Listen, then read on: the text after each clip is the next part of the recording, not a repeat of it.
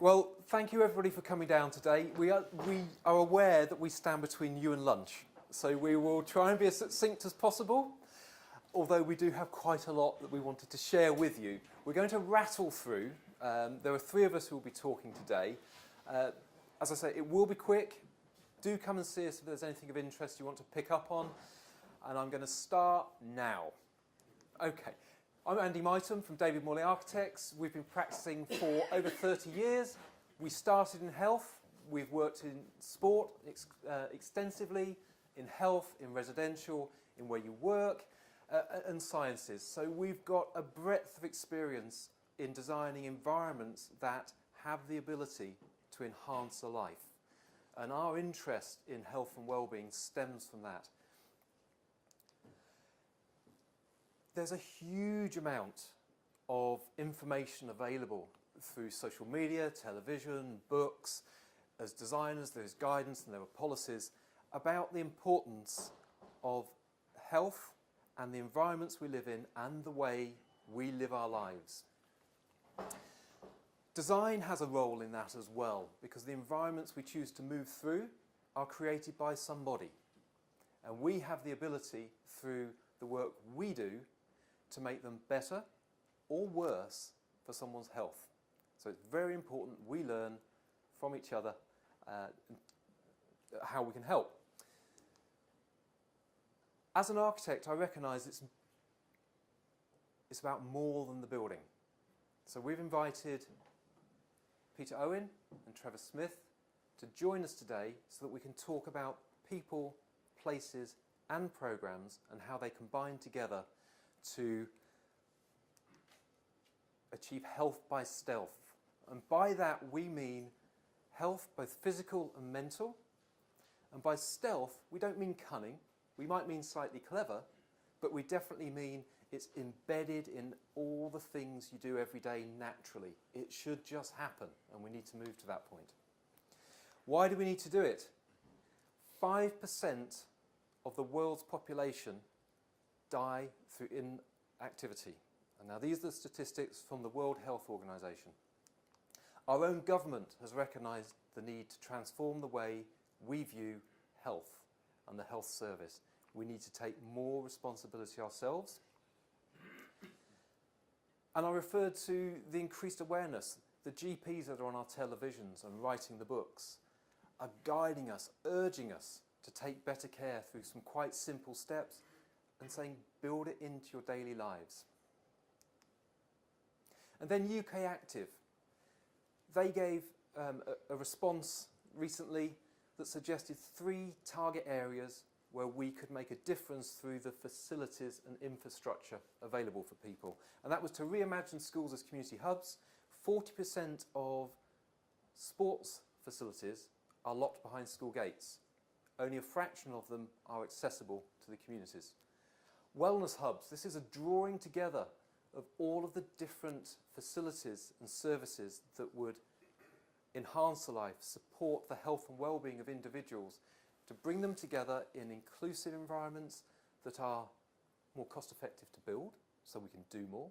They're more effective to run, so we can keep them running. But also they should be attractive. People should want to come, not just be told to go. And then work out from work. Now we're going to talk about all 3 of those. I'll canter through before I hand over to Peter and then Trevor. We're going to start with schools. This idea of schools as a community facility is not new. In the early 2000s, this was the brief we had from one of our clients.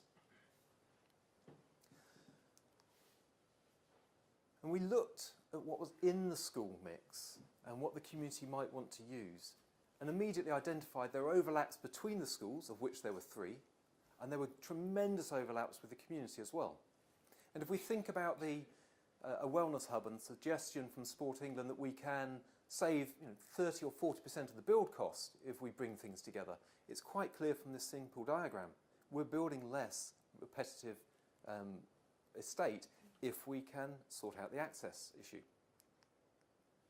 So what did we have? We had Europe's fastest expanding housing development of the time that this was built. The yellow circle is the hub. It's on the edge of a new community which is also on the edge of the existing community, and close by is new expansion too. The strategy was to create a hub which was a single building with slightly different identities, depending on whether it was the community part, the main school, or the nursery buildings. And bringing all three together, at the bottom of the page in purple, we have the community facilities. In the middle, with the red broken dotted line around it, we have community facilities that are shared with the school. That's a significant amount of the school is open to the public through this model. And then at the top, in the yellow, the green and the blue, are the three schools that use those shared facilities. So during the day, this is what the school has, the larger portion of the building.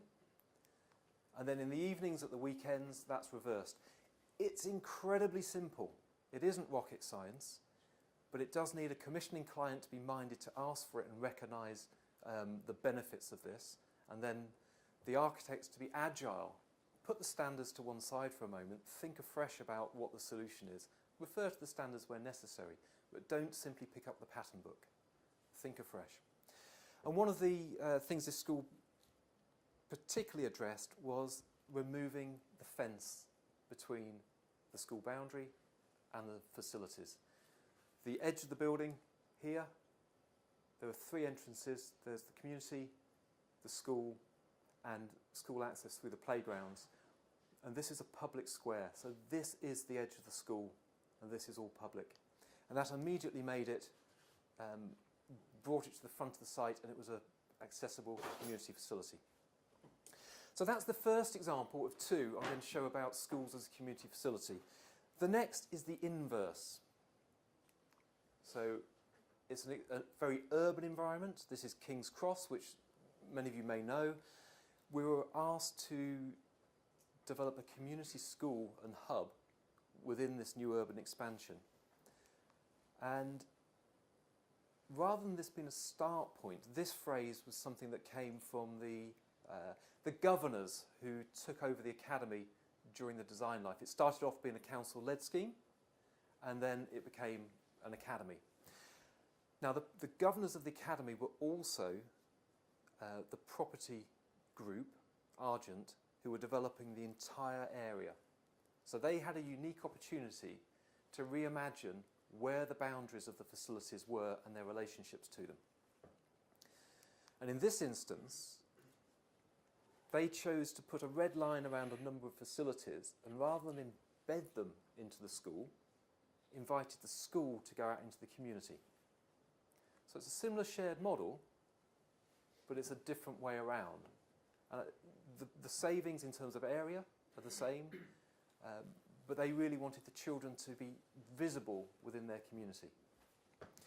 This was a concept sketch. In addition to a school, which is behind the garden wall, you can see there, there were 12 stories of apartments above this building as well, several stories of parking beneath it, community facilities and cinema flanking the boundaries.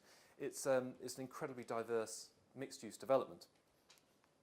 So how does it work for a school as a hub?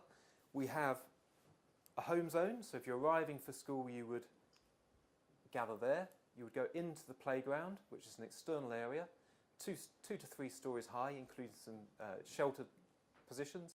And then 2 levels of classrooms with generous street frontage and daylight on one side, and then deeper into the plan, natural light and 2-story volumes. It's very important in a development of this type to still maintain good amounts of daylight, good amounts of access to outside for the children, and that can be managed. So this is an image looking out from the playground. As you can see, it's a 2-story space, and above these columns here are some of the residences. So what you get from the head teacher's point of view is an environment that they can encourage the children to go out every day of the year in all of the weather, because you can be outside getting your fresh air, but you're also sheltered from the rain. They do not have the excuse not to go outside, and they don't have the choice either. But also, when you're out there, it's a south-west facing. So what school is this? This is King's Cross Academy and Frank Barnes School. It's 2 schools together. The availability of land on an urban context causes a reimagining of the playscape.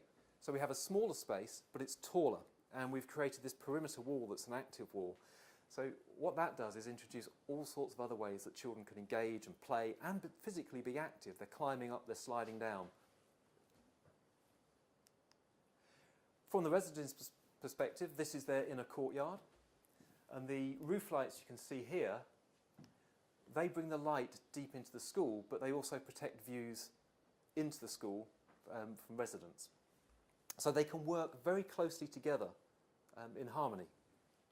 And then you can view out, you can just pick out, if I can stop my hand shaking, you can just pick out the top of the playground wall, and beyond that is a gas holder park, and then beyond that is a nature reserve. All of those become part of the school, and this is how. So this is the city blocking plan.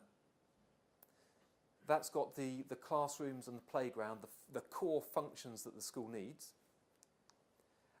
Outside of that, they've got an additional sports hall, which is a community hall that they have arrangements to use.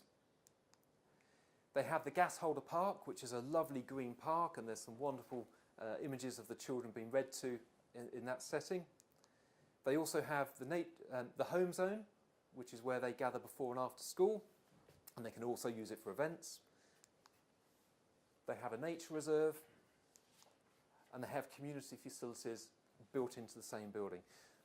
So, just exploring schools as a community hub. There's two inverse examples here, and I'm sure there are many others that show that this can be done if that is a good way of helping to achieve the health agenda. The second point was wellness hubs, and I've only got one slide for this. This is a scheme that we're currently working on at the early stage. It's perhaps the most exciting in terms of bringing everything together.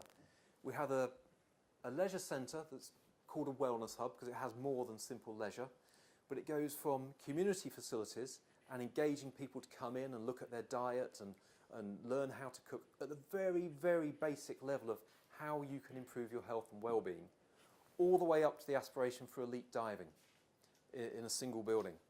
And then linked to that, on the other side, is a health centre with community health, possibly some day surgery, and then a university institute of life sciences where they will use this site as a live, I don't say experiment sounds wrong, but they will take learnings from this and they will give back through their learnings.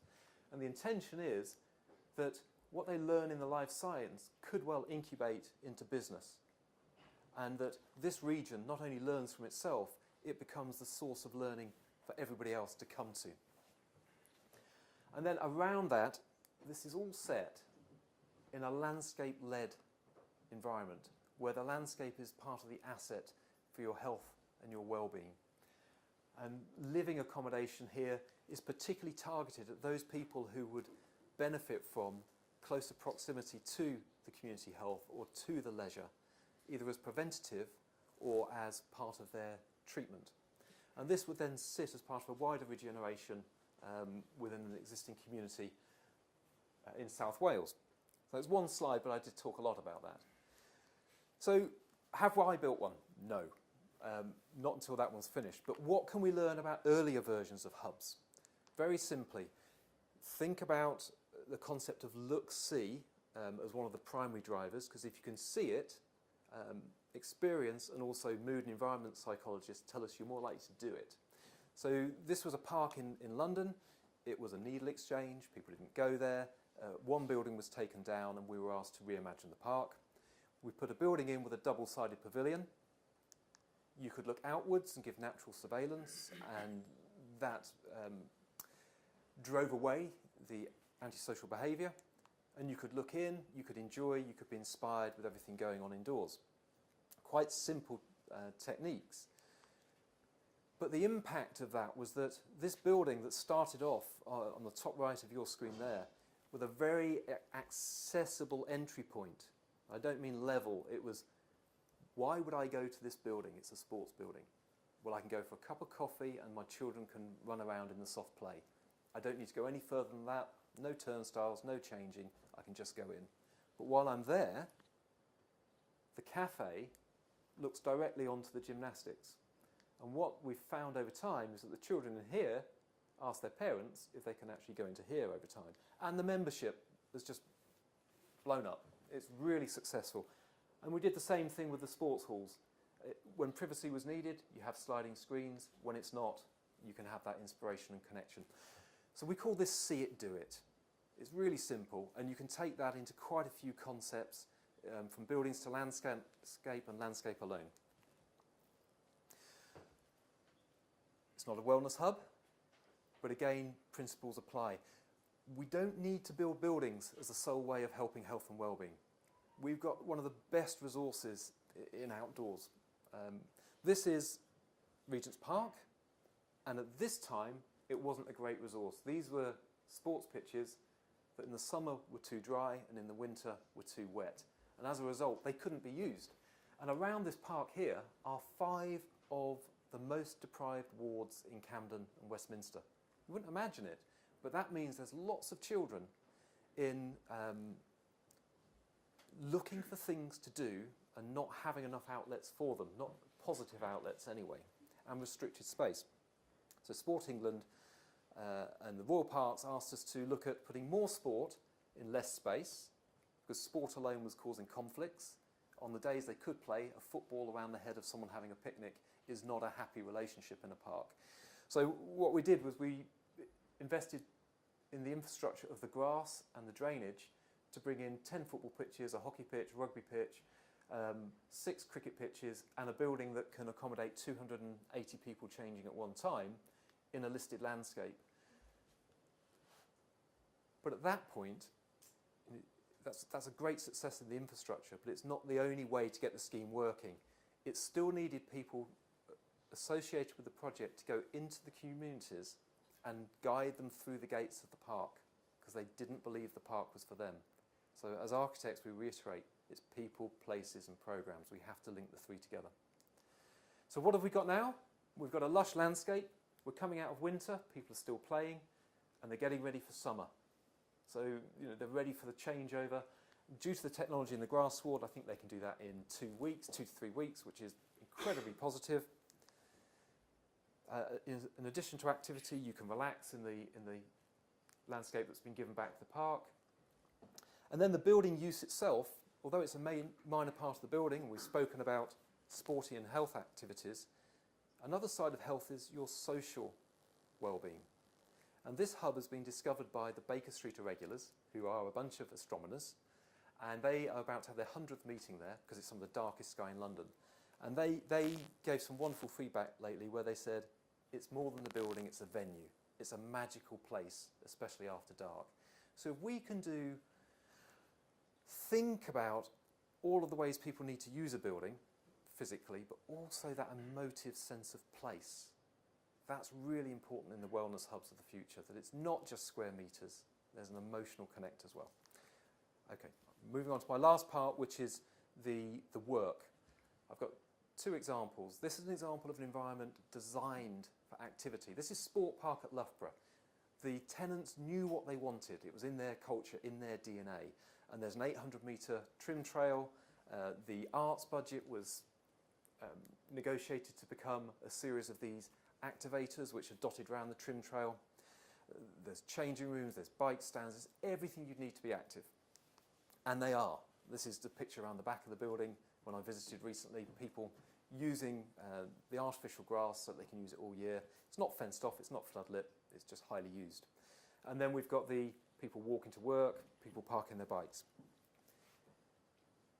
We can make our workplaces better, and there's some good examples out there. This became the stimulus for the wider developments on the university to look at it and say, if it works for them, I know they're the sporty types, but actually we'd like a bit of that. How are they doing it? What lessons can we learn? And then we've got the other end of the spectrum. This is us. We haven't got any sports facilities at work for our health and well-being, but we have got people and we have got motivators. And this is us on our first monthly challenge. This is called the Friday Afternoon Plank. And we opened it up to office to ask them what would they do to be active and what could we do without anything more than a change of mindset. No change in clothes, not needed. No showers, not needed. Just mindset, get involved. And what we found was that it spread. So when Helen doesn't work on a Friday, she still does it at home and encourages her children to help. David and Nicky wasn't sure he could do this to begin with, so he did it in private behind his desk and had a photograph taken as evidence, and he's now joined the group. So we didn't force involvement, we just let people know it's happening. And then we've got people taking it on a holiday too. My final slide before I hand over is where do we go next? As well as being designers, we want to be ambassadors for how we can help improve the health and well-being of our family and our friends and our colleagues. So as a business, we're encouraging all of our people, our team to be active, and we're going to be working with Trevor this year to develop a programme throughout the year. But we're also going to take the challenge to find one or two family or friends who we can also encourage during the year to be active, or more active than they were. And we'll see if we can make our own little dent into the government agenda to change the way we view our health and well-being.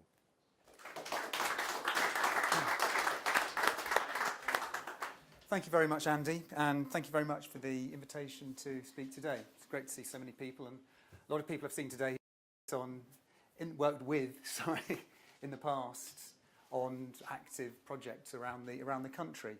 I'm Peter Owens. I run Colour, founded the practice in 2000. We're landscape architects, landscape orientated master planners, and our passion really is creating places that do support activity, well-being and health, be it through prescriptive design or through that secondary use. Now, there's been a wealth of work and studies around the world over the past couple of decades, really, that look at environments that do promote activity, and also its links with health, and also those environments that do discourage activity. The subject in its own right is worthy of a full conference. So in the next minute or so, I'll just flag up a couple of the positive pointers and some of the factors that discourage activity. Getting to work. I particularly like this double bass player's terrier above the front wheel. Getting to work, building that into the everyday routine, whether we can walk, cycle. Walking to the shops. We don't all have the benefit of Parisian streets, but local shops make a difference in studies. Interesting piece of research in the States showing that proximity of fast food outlets encourage activity within a neighbourhood. And green space, links between green space and activity are very well documented. This is a temporary, meanwhile space which interestingly normalises activity in a streetscape, in a very listed, protected streetscape, which one wouldn't normally expect. This is a temporary piece. Actually, it's just been put away for winter, and will be rolled out for the next 3 years. We worked with the local business improvement district. Factors that deter. Well, we probably all know that traffic is one of those, and the perception of safety. Cycle lane, cycling to work. If there's been an accident, black spot, it puts people off using it in very simple terms.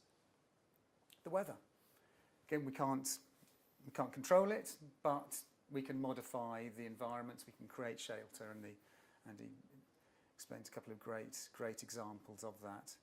Criminal activity, something that deters usage of a place in its many forms, the actual activity or perception of activity.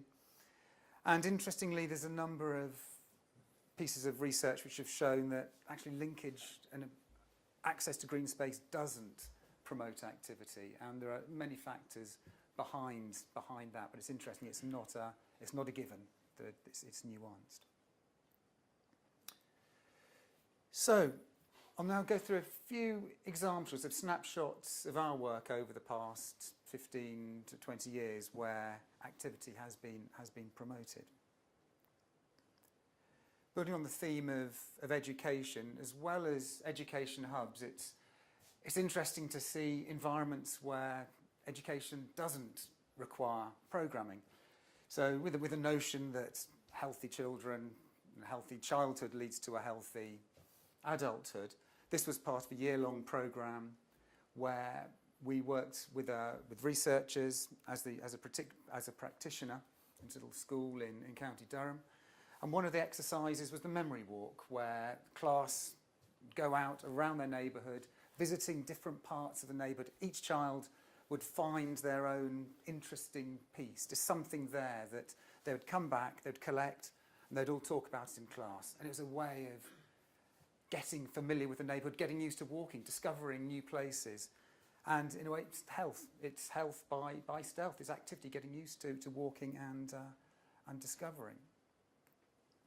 Part of the same programme, we looked at the wider school grounds, listening to the children, where were the problem areas. This was a particular one, and that was a muddy little corner, had a pin curb on each side where children would trip up and run from one playground through to the other. So it was highlighted as one of those the black spots in the playground that wasn't light. In parallel to this, there's this environmental education process, and we were looking at creative writing, storytelling within the environment, and something emerged was the magic forest, which is it was a place where fairies played. It was a place where all sorts of things could happen. At the same time, the need for an outdoor classroom. So all this was then synthesised together to create an outdoor classroom. Had the barrier between the two playgrounds, and the interesting thing was then the programme that was required. It was so popular during break times that the children themselves, the school council, had to actually timetable the use of that space. And I think it's just a lovely example of how this ties together. And the dance routines were a big thing on this particular space. And it gets very, very subtle as well, how activity can be related to social development, can be related to physical development. This is a fantastic head teacher whose brief was to create a school playground that didn't dictate how children would work, how children would learn rather, and how they would play. So you look at this and you see, well, there's a few mounds and there's this little path. But the interesting thing here was some of the props that they have in the playground, these little two-seater tricycles. One child sits on the front and pedals, and the other one sits on the back. And this path has a slope to it, and the gradient at certain parts is too steep for one child to pedal the other. So it promotes conflict, and now the purpose of the conflict is how the children then use the skills that they've been taught to negotiate and resolve those conflict points. Another simple and small intervention, part of a Pathfinder Play programme, which is part of a wider scheme that draws people up to the top of a hill. It's used widely by some children for play and interpreted in their own way, so very open-ended, but also for sort of adults and youths as part of training programmes and fitness regimes, and based on that certain premise that children love to run down a hill.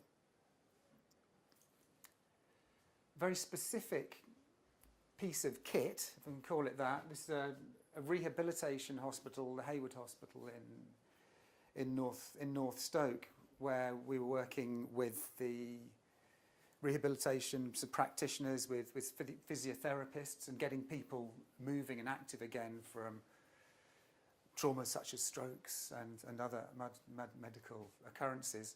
And in fact, it's a sloping site, all of which works as a piece of kit. It's measurable. So it starts with the day room, and the day room then feeds out in an inside-outside way to a terrace. The next step on, there's benches, resting points, rails on the way. Next step on is a glade within the woodland. If you make it to that, it's good. You're making good progress.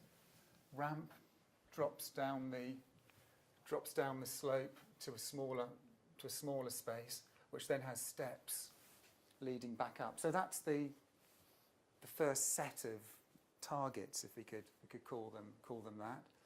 We've then got a very much lower space here, and this is the epic set of ramps, which are set within a garden with stopping spaces, with places where You can achieve something if you're only halfway down the ramp. You can achieve something if you just make it to the top of the ramp.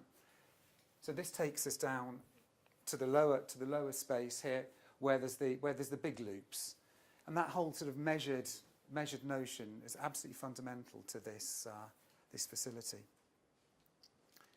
So moving from activity with physical rehabilitation to perhaps one of the most sort of harrowing and awful of all sort of human behaviours and suffrages is the Centre, Medical Foundation's Centre for the Freedom from Torture facility in Finsbury Park, where there's a waiting room, and our brief was to create a garden that came out from that waiting room to give people an opportunity to unwind, to reflect, to prepare themselves for a meeting and for bringing up and starting to deal with the most awful thing imaginable. Roses seem to be an initial, like an English perception of the English garden, and when discussing this with the psychotherapists, saying, well, actually no, roses are fantastic, and roses actually were used in the physiotherapy garden or psychotherapy garden already. Scented rose is something, is a device that draws people out into the garden. If they see a rose, they'll go there. If they go to one rose, they'll go to the next rose, and maybe by that second rose, there'll be somewhere to sit down, there'll be somewhere perhaps to talk or reflect. So they were fundamental getting around the garden. And then drawing back from post-First World War, Robert Graves talks about his meeting with Lawrence of Arabia in a small study in Oxford post-First World War. And Lawrence is pacing up and down a Persian rug. And they had a moment when they shared that experience of pacing and walking. And that had a strong parallel with what the wonderful people who worked at this organisation were talking about. You need somewhere to pace, somewhere to step. And we had this pacing path here, the straight up and down, or the more winding meander next to water. So that shows how activity and health ties very closely in with mental health. Building infrastructure for activity is critical, and building it in right at the beginning is just so important. You can retrofit it, yes, great, but building it right in makes a difference. This was the centre of the reforming of Sunderland's city campus, their university, creating a new focal space on the basis of somewhere which would draw academics out of their offices. It would bring students together at different times of day throughout the year. And we talked to an awful lot of people across the university, seeing what they wanted to use, what they could do outside, what would be the means of getting people outside, talking, meeting, being active. And the findings from this led to programming the space, shaping the space in different ways that all these particular uses could work. So from dance to rugby to five-a-side football, beach volleyball, it could all be programmed in, and things such as power built into the landscape. Really interesting piece of work that we're currently working on with Andy's team at David Morley's and with Mark. The new student village at Loughborough University. This brings it all together. It brings the nudges for activity, it brings programming, it brings stakeholding, understanding what people want and what they would use. Brings it all together into one development. Now, the university has recognised that although there's plenty of green spaces, plenty of active spaces across the campus, there wasn't necessarily the diversity of space or the types of space that could support sort of wider health and well-being of their own diverse community. So in many ways, this set about the brief for the project and the active landscape, as it is called. Talking to students, talking to Loughborough Sport, people throughout the facility led to a lot of findings. And coming out of that was how the campus is used at the moment. What bits work, what bits don't work. Is the good kit that's not used? Is there actually nondescript places that are heavily used. What are those links? Something that came out of it, almost as a headline, is we want to have fun. Well, why not? If something's enjoyable, you use it.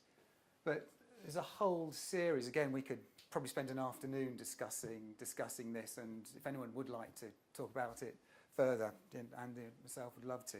But probably the key things were, and it goes back to Andy's work, it's the see it, do it. If you can see something happening, you can see your pals doing something, you'll get there, you'll do it. And equally, the need to switch off. The students themselves recognise they have very intense regimes where they're doing things all the time. It's working, or they're in sport, or they're on social media. There's something happening all the time. So there need to be times just decompressing places. And that fed into the basic spatial arrangement of this new student village. So we have arrival up here. We have the active active area, which ties in with the hub, with social spaces, laundrette. And this is all the nudges to promote activity. There's strange-shaped artificial surfaces that support usage but don't lend themselves to be a football pitch straight away. It's be great for pop-up volleyball, pop-up badminton, those kind of things. So we have the active area. We then have the passive area where all the nudges here are about a calmer environment. It's green, it's softer, there's lawns. You might sort of sit out here, have a sort of picnic, or there could be a yoga class, which would be suited to this environment rather than the active environment. And then adjacent to the Elite Athletes Hotel, and if everyone knows Loughborough, there's the sort of stadium, and there's the High Impact Centre here. The quiet zone, which is appropriate for the environment for the elite athletes need to be in. So overall, we had a scheme which involved 26 types of nudges at different scales, degrees, and types. And to pick just 3 of those, there needs to be a road, there needs to be an access road. Well, the view was, okay, yes, there does, but let's make that into a track. And it's probably more of a Scalextric's track with crossing over and chicanes rather than a strict running track. But it's a people-orientated place, and it's where cars and vehicles have to be very aware and managed in that environment. There's changes of level where we need retaining wall. That has been designed in as a bouldering wall. And then a bank, where originally we were having a series of big steps, somewhere to sit, not really part of any main route. There's a hockey at the top, a series of steps, and then working with one of the athletics coaches, how we could make that infrastructure really work as a piece, as a prop for training. Short steps straight up, and long steps for strength, and then long steps diagonally for speed. And it was fine that the width and the shape was like that, because you'd have single lines of people rather than great groups using it at the same time. Then, of course, steps and the many ways that they could be in other locations used for boot camps or individual training programs and so forth. So whether it's individuals programs or wider organised programs. So this is the Elite Athlete Centre, just open. You can see the cars having crossed the track. And there's a great quote from Mark here that the lines are inspiring people to get active. And I must admit, just the last time I was here I still call it at site. There is a buzz. There is a real buzz just walking on the track, walking on the white lines. And here's a snapshot from East Midlands today, the other morning, and it shows even on looks a fairly foul, wet morning. There's heaps of people using it, which is great. That's what an active landscape should be. So this is the now. That's the sort of now, and this is the past, and what else? It's all about mindset. If we've got infrastructure, how does one use it? I walk, I take trains. For me, how do I build exercise in activity? The train's late. It's an extra 1,000 steps. Maybe the further nudges that could be made on railway platforms. So it's the individual mindset, there's nudges that could assist with these environments, with the operators, but also reimagining places. This is a vision for the North East Business District. It was publicised early this autumn that we prepared the vision for a linear park along the River Tyne in Newcastle, somewhere to promote activity, somewhere where people come, create a destination. All the local businesses are very much behind it. And finally, in places where there is confined space, what do you do? The notion of the vertical square. I mean, this is our entry for the Grosvenor Square competition, creating a kilometre of accessible walkway, effectively on a tiny footprint, and a whole square that is about promoting activity. And so it's really, thinking big. Why shouldn't activity be the centre of? You see all the icons and the London landmarks. Why shouldn't activity be focal to that? Well, at that point, I'd like to say thank you very much. Trevor is the man who talks about programmes and people and how these spaces can work. Thank you very much. It's like the Variety Club performance, isn't it?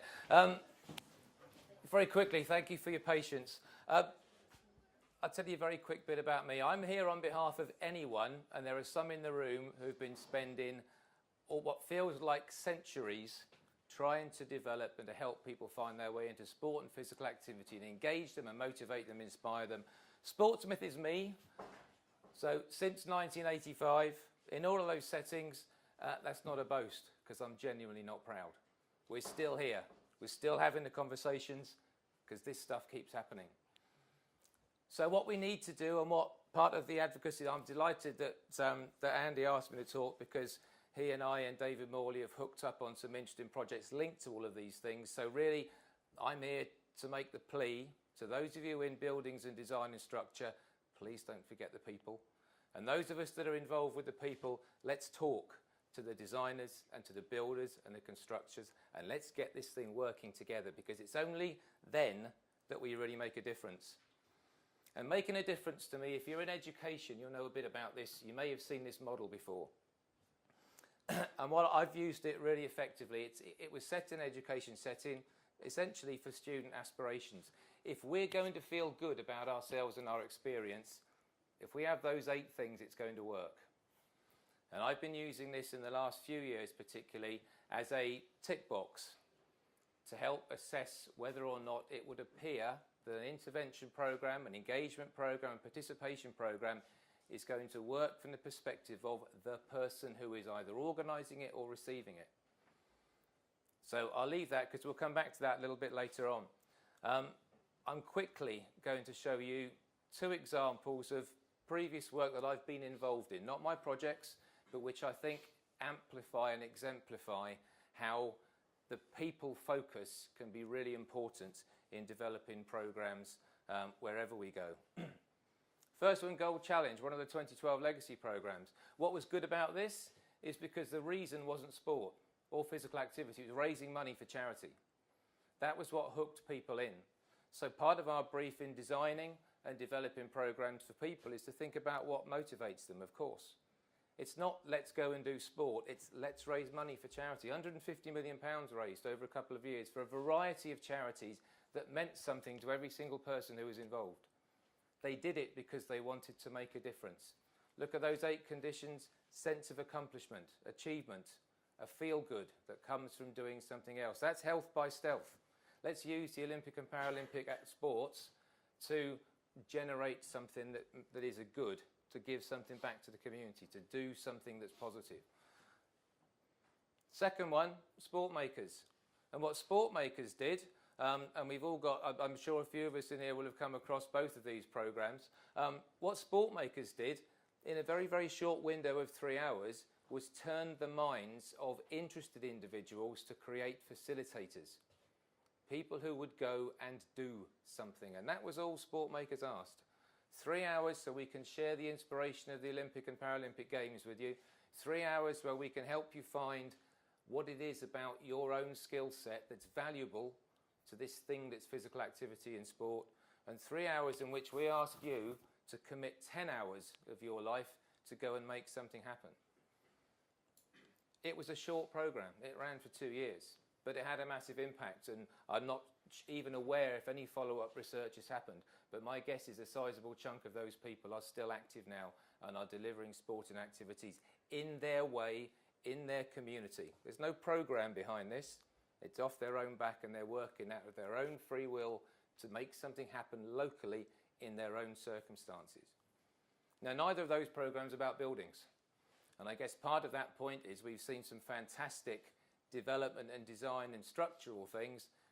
They're not really count for anything if you don't have the people in them to make something happen. You need the whole piece, and this is the conversation that we're having, and we're going to start, well, hopefully today, spark some thoughts around how we can change some of that. This is something building on Andy's little office shots, the next stage of our little program that we're working together.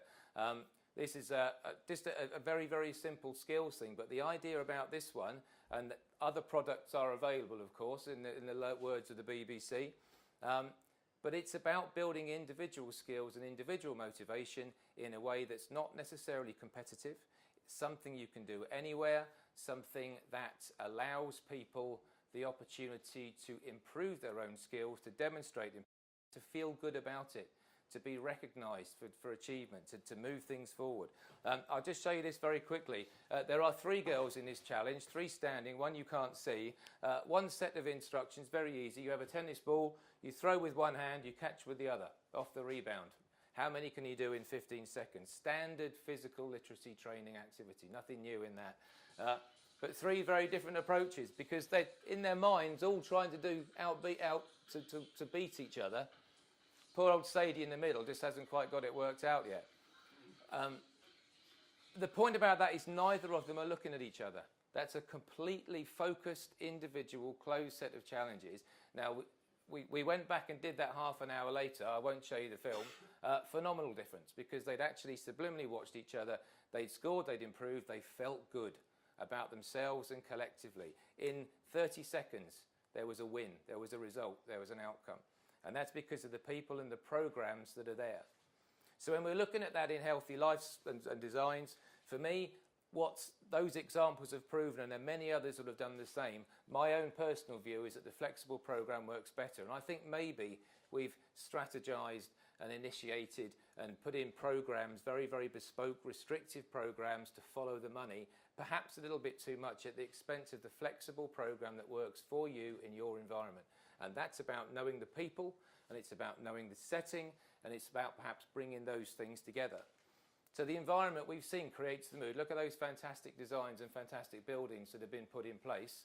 That creates the mood and the motivation to do it, but we need the people with the right mindset and the right attitude and the right set of skills to make that happen. And perhaps we need to start building that thinking into the design at the concept stage. If we're thinking about creating a building, let's do it around the people that are going to be there. Let's find those facilitators. Let's find those sport makers. Let's find the participants and get them involved in the whole project so it starts, the whole thing's wrap up together. So great buildings still need great people. And if you think about your own organisations, whether it's a family or a workplace or whatever, there's at least one person who loves to organise. There's a facilitator in that office or in that classroom or lecture theatre or wherever it might be, and maybe all we need to do is find that person and give them the tools. Give them a bit of tool, a little bit of resource, and say go. Because those are the things that will make those buildings come to life. And if we can design that all in at the concept stage, we're perhaps onto something. You've got to build your own bear. Know the target group. Some of the research coming out now around millennials says that they are much more interested in a real life experience than they are in an app or a device. Because the app you take for granted. That's there, you order your pizza on an app nowadays, you don't do much else with it because that's kind of what they do. Give me real people, let me look at people, let me go into one of these crystal maze kind of activity things that are cropping up all over. If they want a real interactive experience.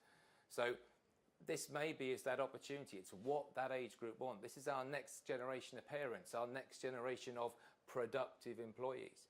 Let's start thinking about how we build that into our environment and into our working culture and our work ethos and our company policies and all of those things. And design the program into the build space at the concept stage. And one of the things that where I got in touch, or got to know Andy and Chris and his colleagues at David Morley, was a piece of work in the Middle East. And this is the Qatar Olympic and Sport Museum, which we've been a big affair. One part of it, we're very much hoping will begin to demonstrate this kind of philosophy of bringing design and people and program in at the beginning. This is the very, very last gallery in the museum. We're calling it the Activation Zone. Its idea is to activate an inactive nation. And we're doing that through design. We're doing it through stealth. Because as people take a wander through what is essentially a series of environments, you've seen loads of plans and images of buildings, so I'm going to talk to you about the people. So as they come through the park and then into the market area and into the desert and into the beach and into the city and down to the stadium, there are people. Bouncy redcoats, activators, enthusiastic people who will encourage and shout and come in and applaud and congratulate and support people as they go through a range of activities that are not sporty, but which will show them that actually being active can be fun. And from that, they will take a next step through our own little RFID and device systems into finding the opportunity in the country of Qatar, which is quite small, that they can actually start to get involved in some of the activities they've experienced. It's health by stealth. This is more like an amusement park. It's more like edutainment. It's more gamifying what we're doing, and we make no apology for that. But the outcome is that there's absolutely no overt focus on sport or anything other than recognising that you can actually jump. We can all jump two-footed for 15 seconds in a fashion, in our own way. So it's simply a matter of working through things that we can do, focusing on what we can do, and moving it forward. This will be, we understand, in the museum world. Remember, this is a cultural and heritage setting. So again, we're taking the activity to where people are, not turning it around the other direction. Unique in this kind of set of worlds, in the cultural heritage and museum sector, to be doing something that's proactive. Museums look after relics and history, and what we're doing is we're going forwards. So we're encouraging the people of Qatar to write the next chapter of their own sporting history as a sporting nature. And in the run-up to a World Cup, that's a pretty exciting proposition to think that we can make a difference, we hope, from there. So that's just an example. Those 8 aspirations, let me go back to them. 8 boxes. And if we're doing nothing else with our design, with our concept, with our programming, please, let's look at these from the people perspective. And for me, if we've probably got a good example here within the room. I bet we've got sort of program people and builders and facility managers and a whole raft of people. And if there's a project coming, we just need to find who those people are locally. I'm sure we'd be delighted to help anyway. But let's have that joined up conversation right at the very beginning of that project initiation before we get down to concept development. Who's going to use this and how are we going to deliver this to those people? And maybe that leads our design process as we go forwards. Great environments create the mood. Great buildings provide the space. Great people make things happen. But if we put the 3 together, who knows?